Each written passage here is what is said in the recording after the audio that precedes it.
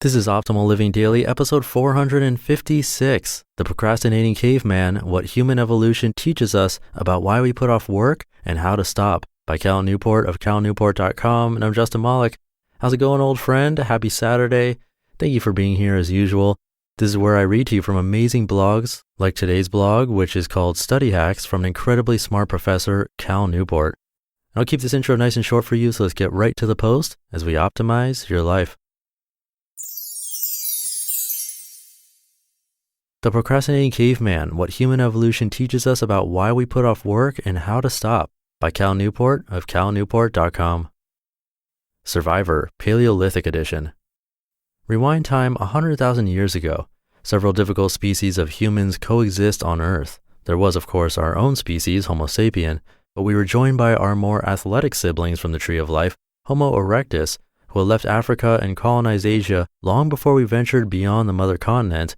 All the while another sibling, the stocky Neanderthal, was hunkered down in a European ice age. Advance another 90,000 years, however, and our species is the only game left in town. Scientists have worked hard to figure out why we survived while other early humans did not. The answer to this question lies at the core of our species' story, but it also provides insight into a topic of significantly less importance on the grand scale, but nonetheless one that haunts many of us in our everyday lives: procrastination. The planning edge. The most obvious answer to the question of Homo sapiens survival is that we had bigger brains, explains paleoanthropologist John Shea in a recent article from BBC News.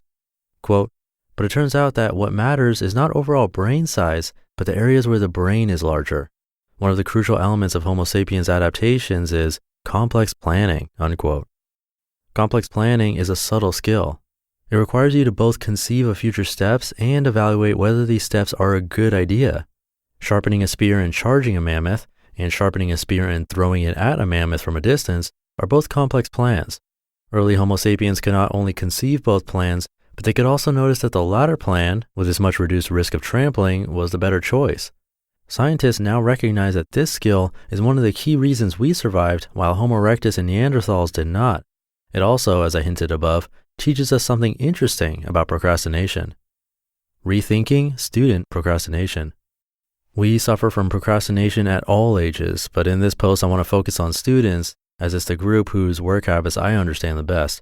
Professionals give lots of reason for student procrastination. Here are 3 examples from a representative university website on the topic. Number 1, fear of both success and failure. Number 2, perfectionism. And number 3, we think our work is of low quality. I'm sure these can all play a role in procrastination, but in my experience, there's a 4th reason that's significantly more common. Your brain doesn't buy your plan.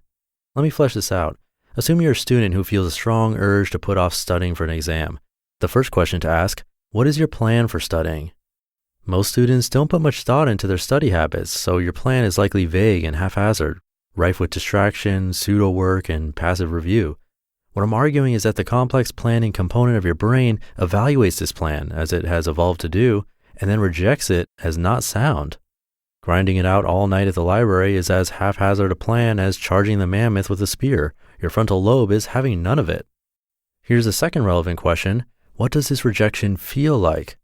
Complex planning is a pre-verbal adaptation, so it's not going to manifest itself as a voice in your head exclaiming, "Plan rejected." Instead, it's going to be more intuitive. A biochemical cascade designed to steer you away from a bad decision, something perhaps that feels like a lack of motivation to get started. If this explanation is true, then you would also expect that students with smart study habits to struggle less with procrastination. This is exactly what I observed when I studied elite undergrads for my Red Book. Only a small minority of the 50 hyper-organized students I interviewed reported procrastination as a serious problem. In this telling, procrastination is not a character flaw, but instead a finely tuned evolutionary adaptation. You shouldn't lament procrastination, but instead listen to it. Treat it as a sign that your skills as a student need more work. Procrastination beyond last-minute studying. This evolutionary perspective on procrastination applies beyond students putting off schoolwork. It also helps explain deep procrastination, a sinister variation of this trait that causes students to lose the will to start any work. As I've argued, deep procrastination afflicts students who are suffering through hard course loads without a strong sense of why. In other words, Deep procrastination can be seen as a rejection of a plan, but this time the plan is on a larger scale, your grand narrative for why you're at college and how it'll help you live a good life. This perspective also helps us cope with procrastination beyond graduation. Why do we delay on ambitious projects that could change our life for the better? The common explanation from the blogosphere is because we're afraid of failure and lack courage. The evolutionary perspective on procrastination, by contrast, says we delay because our frontal lobe doesn't see a convincing plan behind our aspiration. The solution, therefore, is not to muster the courage to blindly charge ahead, but to instead accept what our brain is telling us. Our plans need more hard work invested before they're ready. These topics are deep, and I hope to address them in more detail in the near future. This post is the first of several in a short summer series I have planned. For now, I want to leave you with the general idea that procrastination is not your enemy. It is instead a constructive source of criticism, a voice from our Paleolithic past telling us that, although it likes our goals, we need to put a little bit more thought into how we're going to get there.